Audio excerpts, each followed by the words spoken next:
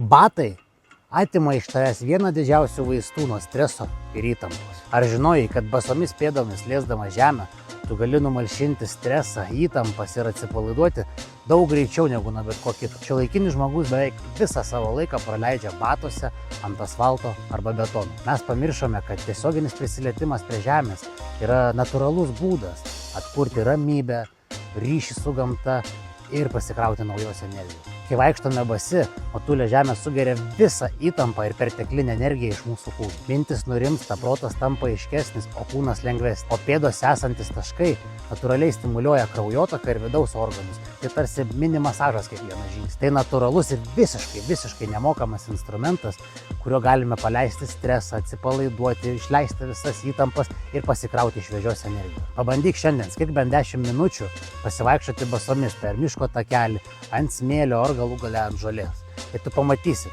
kaip greitai kūnas atsipalaiduoja. Pasidalink po šio video, ar patiko tau šis pratimas, ar pajautei palengvėjimą, ar norėtum daugiau panašių gyvenimiškų praktikų. Komentuok po šio video.